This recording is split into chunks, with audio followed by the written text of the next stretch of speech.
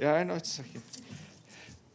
All right, good afternoon. I think you heard Jean-Pierre speak extensively about UNIFIL, but I just want to give you a bit of an update on the status quo of our two peacekeepers who were injured on Wednesday. And I can tell you that they are continuing to receive treatment at a UNIFIL medical facility in South Lebanon, and we, of course, continue to wish them a quick and swift recovery. Full recovery. Their colleagues, meanwhile, continue to do their work, and they're continuing to observe intensive IDF activity across UNIFIL's area of operations, including sustained airstrikes and helicopter fire in both sectors, that is east and west. Yesterday, UNIFIL peacekeepers reported a total of 773 firing incidents originating from IDF positions south of the Blue Line within its area of operations. In addition, 15 trajectories of projectiles were detected from north to south and one crossing the Blue Line, while ground forces observed 29 projectiles interceptions by Israel over in that area. Peacekeepers also observed IDF personnel and vehicles establishing two roadblocks near a UNIFIL position in Sector West. As we have said repeatedly here, full freedom of movement for UNIFIL throughout its area of operations is essential for it to carry out its mandate. Also yesterday, UNIFIL observed two armed drones flying over or near a UNIFIL position just north of Bayada. One of these drones dropped a grenade in the vicinity before turning back. Incidents of this nature are of concern, to say the least, and we reiterate that all parties must avoid any action that puts in danger the lives of UN peacekeepers or threatens UN peacekeeping property. In coordination with our humanitarian colleague, I think as Jean-Pierre mentioned, the mission facilitated 3 humanitarian missions to Tyre in Sector West yesterday. And on the humanitarian front, our colleague Imran Riza, the resident humanitarian coordinator for Lebanon, launched with the Lebanese government the revised flash appeal for Lebanon that is calling for an additional $331.5 million to cover the period from June to August. This brings the overall ask for the flash appeal running from March through August to nearly 640 million United States dollars, and this is to sustain life-saving efforts for 1.4 million human beings. As you'll recall, the Secretary General announced the initial flash appeal in person 3 months ago. Donors, and that was done in Beirut, donors have up till now provided about $186 million to bolster the humanitarian response. We and our partners have so far reached some 680,000 people. However, humanitarian needs are rising, as we've been telling you. Essential services, including healthcare and water systems, continue to be severely impacted very negatively. Emphasizing that some 1 million people remain displaced because of the conflict, Mr. Riza called for sustained international support to enable the delivery of a broad range of life-saving assistance, protect civilians, and help restore critical services in affected areas. Turning to the occupied Palestinian territory, our Deputy Special Coordinator and Humanitarian Coordinator there, Ramiz Al-Abkarov, today highlighted the impact of the conflict on the environment in Palestine and the importance of integrating environmental considerations into humanitarian recovery and development efforts. The statement issued for World Environment Day, Dr. Al-Abkarov, who is, said that environmental damage has affected people's health, livelihoods, and well-being, and placed additional pressure on vulnerable ecosystems and natural resources. He warned that damage to essential infrastructure, including water and sanitation systems, as well as pollution and the accumulation of debris, has immediate consequences for communities and may have long-term implications. Meanwhile, our colleagues working on sanitation in Gaza report that solid waste management continues to rely on temporary dump sites that are near where displaced people live, and therefore has an immediate negative impact on public health. Over the past 3 months, our partners have transferred about 100,000 cubic meters of waste from the Firas market in Gaza to a newly identified dump site in Abu Jarad, but the new site cannot be fully developed or effectively utilized without specific fabrics, also called geotextiles, that have only now been approved to be brought into Gaza and are in the procurement phase. There's a need to secure Gaza's access to landfills close to the eastern perimeter. We also need approval to bring in equipment and other inputs to clear explosive ordnance and remove remove waste and rubble. Finally, our mine action colleagues tell us that in the last 2 weeks of May, they've raised awareness and the risks linked to explosive ordnance among more than 16,000 children and adults, but they still lack approval to take into Gaza the necessary equipment to dispose of the actual explosive devices. And you saw that yesterday we issued an update on the activities of our colleague Jean Arnaud, who since the start of his assignment as the Secretary General's personal envoy for the Middle East conflict and its consequences, has been conducting extensive consultations with countries of the Middle East affected by the conflict, members of the Security Council, and other member states, including with counterparts at headquarters and in the region. In his engagements, Mr. Arnaud has amplified the Secretary General's call for an urgent de-escalation and the consolidation of the ceasefire, as well as comprehensive and durable settlement and the need to avert the devastating consequences of a resumption of hostilities and to restore the freedom of navigation through the Strait of Hormuz as an urgent matter. As he prepares to undertake further consultations, Mr. Arnaud is encouraged by the broad regional convergence on the need to bring the current conflict to a quick and definitive end, and among other steps to undertake the difficult but necessary work of restoring trust and cooperation that has been broken by this conflict. This emerging consensus can make a powerful contribution to the settlement of the conflict and long-term regional stability.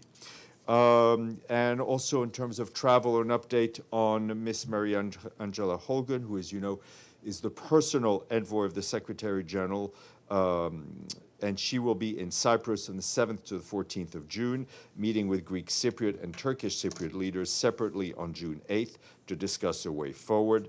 From Cyprus, she will travel to Ankara and Athens for further meetings and consultations. Turning to Libya, as I've been asked, I can tell you that we are deeply concerned by the violent protests that took place yesterday outside the UNHCR and UNSMIL headquarters in Tripoli. The UN strongly condemns any attack or threats against personnel or premises. We are concerned by the spread of misinformation and disinformation regarding the work of the United Nations in Libya. We want to clarify that UNHCR works closely with the Libyan authorities to identify and support solutions outside of Libya for people fleeing war and persecution and in need of international protection, including through third countries such as resettlement and voluntary returns when feasible. The UN appreciates the support of the Libyan authorities in maintaining public order and ensuring the safety of protesters and UN personnel and facilities. Update for you on the Democratic Republic of the Congo, where our humanitarian colleagues warn of intensifying violence, claiming civilian lives and severely restricting humanitarian access in the provinces of North and South Kivu. In North Kivu province, an armed attack in Beni territory on the night of June 2nd reportedly killed at least 24 civilians, triggered fresh displacement according to local authorities. In neighboring Masisi territory, heavy clashes on June 3rd caused further displacement, compounding a crisis that had already displaced some 270,000 people as of May. The renewed violence has compelled humanitarian organizations to restrict movements in several areas, further limiting access to affected populations. And in South Kivu, hostilities on June 3rd in Fizi and Mwenga territories, reportedly involving the use of drones, sparked new displacement, according to local civil society. Over the past 2 years, persistent insecurity in that area has cut off more than 165,000 men, women, and children from regular assistance. Our OCHA colleagues say they're very concerned about the ongoing violence in the two eastern provinces and that it could hinder the response to the Ebola epidemic as well as ongoing humanitarian work. Despite these challenges, provision of life-saving assistance continues wherever possible. Since April, humanitarian partners have provided cash assistance to more than 8,000 people in Beni territory, and we call on all parties yet again to respect international humanitarian law and provide unimpeded, safe, and sustained humanitarian access. And earlier today on Ebola, the Africa Center for Disease Control and Prevention, along with the World Health Organization, launched a joint continental preparedness and response plan for the ongoing Ebola outbreak. The plan aims to raise $518 million to support countries together with partners to prepare, detect, and respond to the outbreak. The 6-month plan will cover the period from now until November and bring together governments, partners, and communities under a unified one response approach to strengthen outbreak response measures, including emergency coordination, disease surveillance, lab testing, infection control, and many other aspects. The plan complements the national response plans launched by the governments of the Democratic Republic of the Congo as well as Uganda.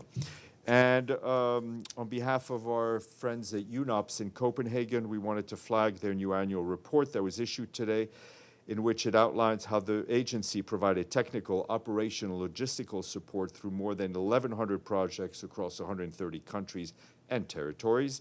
In those projects, it delivered around $2.7 billion worth of support in terms of humanitarian response, sustainable development, and peace and security initiatives.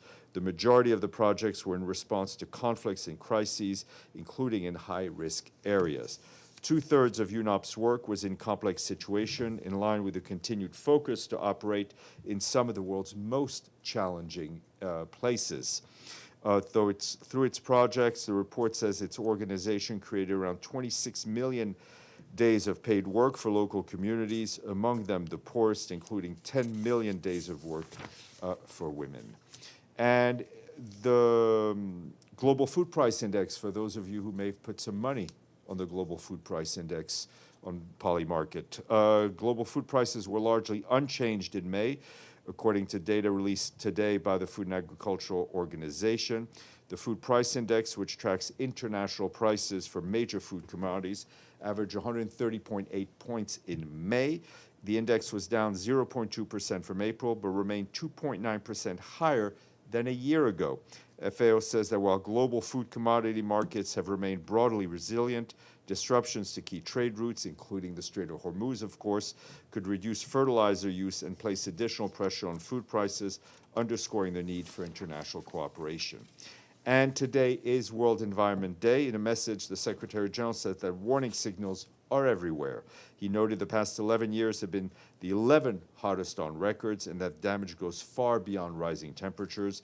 He pointed out the world is heading for a temporary overshoot of 1.5 degrees, and every fraction of a degree brings greater harm, especially to the most vulnerable. He stressed that our task is to make that overshoot as small and as short and as safe as possible, rapidly bringing temperatures back down. The Secretary General stressed this means slashing emissions, accelerating a just transition away from fossil fuels and towards renewables, cutting methane, protecting forest, land, sea, and helping communities adapt to already devastating impacts. His message was shared with you. And also today, Volker Turk, the High Commissioner for Human Rights, in his own message stressed that over the past 3 years, his office has recorded nearly 600 environmental and land defenders killed or disappeared worldwide. In at least 55 countries, environmental defenders have been detained for just defending the environment. Mr. Turk urged all governments to ensure the safety of environmental defenders and accountability for all abuses. His message is shared with you. Today is also the International Day for the Fight Against Illegal, Underreported, and Unregulated Fishing. According to FAO, over a third of fish stocks globally are being overexploited. It's estimated that 1 in every 5 fish caught comes from illegal, underreported, or unregulated fishing. I have a little mini quiz for you today. A well-known poet was born on June 6th. Who is that? And we are celebrating the language of that poet tomorrow. Excuse me? Russian. Yes, it's Alexander Pushkin. Yes. Was born on June 6th, and that is, we mark that because it will mark the annual Russian Language Day. And if you're in Paris next week, UNESCO will open its doors for an official ceremony to celebrate the day, followed by a concert. Sunday is World Food Safety Day. Food safety helps to ensure that we remain safe. to state the obvious.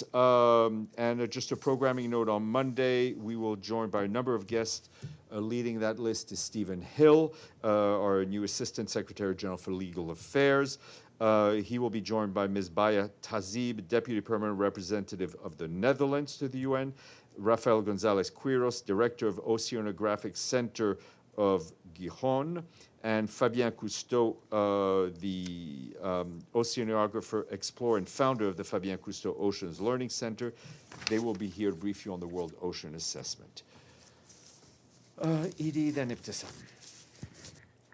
Thank you, Steph. In these intensifying attacks in North and South Kivu, are those areas that have been affected by Ebola? Those Ebola cases reported there, and as we mentioned, I mean, already the humanitarian work that we do there is extremely challenging. When you add Ebola to it, it makes our work even more complicated, and it makes the response to the insecurity makes the response to the disease that much more complicated. And in these protests against the UN Refugee Agency in Libya, it sounds like an issue of poor communications and messaging with the local population. What is the UN going to do to try and rectify that? We are trying to communicate either through here or locally in obviously in Arabic and in Libya. But in this case, as in many others, the fight against disinformation and misinformation online is extremely challenging. And for that, we also need the assistance of the platforms, the social media platforms, to help combat disinformation. Ms. Ibtissam Azam. Thank you. So the new Humanitarian reporting that I'm quoting, cyber attack on May 14th on the World Food Program exposed sensitive data from its Gaza self-registration app, People's Portal, affecting 600,000 households. It may be the largest known breach of humanitarian beneficiary data to the date. The data included names, IDs, mobile numbers, and neighborhoods information. End of quote. Any comments? Yeah, I mean, the comment is, I can tell we've been in touch with our colleagues at WFP. They were the holders of this database. They're very much aware of the situation.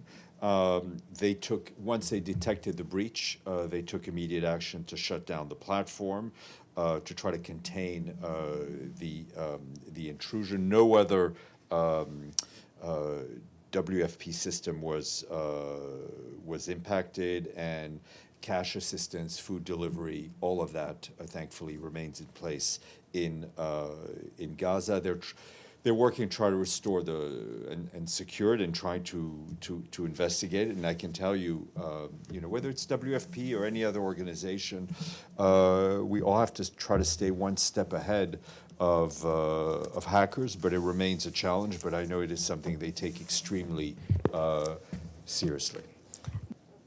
I mean, the same report by the new Humanitarian also raising some questions regarding unresolved issues that remain when it comes to the UN or the WFP handling the issue. And one of the questions they are raising is whether the wider digital strategy, including Palantir-linked systems, creates unacceptable data protection risks, given the fact that back then when the UN in 2019 contracted with Palantir, there were also a lot of critics saying that the connection between Palantir and CIA is a problematic issue. So I can't comment on the actual contract, but I know that WFP has been in this business for a long time. They take the fact that people trust them with individual data very seriously, and they're trying to do whatever they can to remedy the situation. Okay, yes, please, go ahead. It's been Thank you, Steph. Jerry Kao from the China Central Television. The Ukrainian President Zelensky has publicly called for direct talks with Russian President Putin, and President Putin has responded publicly yesterday. And the U.S. President Trump has also weighed in, encouraging direct engagement between the two leaders. Does the Secretary General view this exchange as a potentially meaningful opening for diplomacy? And does the SG believe the condition now exists for a direct meeting between the two leaders? I think in any context, in any conflict, direct negotiations on within the right basis and on equal basis is critical to resolving the conflict, and we will always be there to support the parties in order to reach a just and comprehensive and sustainable ceasefire and an end to the conflict within the parameters that we always state. If such talks were to move forward, will the United Nations be prepared to support it in any way? We are and have always been prepared to do whatever we can to bring this conflict to an end. Question. However, today, Russian President Putin called the open letter as rude and disrespectful while he's speaking at the St. Petersburg International Economic Forum. And he also said that there was currently no point in holding a meeting with President Zelensky. I mean, I'm not here to provide color commentary as the volleys go back and forth. I mean, my answer to you was what our general position is, and it remains the same. Thank you. Abu Sufyan. Thank you, Steph. First of all, I want to know, do you have any update about my yesterday's question? I asked about Bangladesh and India's border. India is pushing Muslim people to Bangladesh, and they are violating Vienna Convention. No, I do not have anything for you as of yet. Yes, Eric. Hi, so Kim Jong-un was, I hope it's working fine. Is it? Okay. Kim Jong-un was recently photographed visiting a nuclear enrichment facility, a new nuclear enrichment facility. Do you have any comment? Look, our stand on the need for full, complete, verifiable denuclearization of the Korean Peninsula remains unchanged. What remains unchanged is my quest to have lunch. Have a good weekend.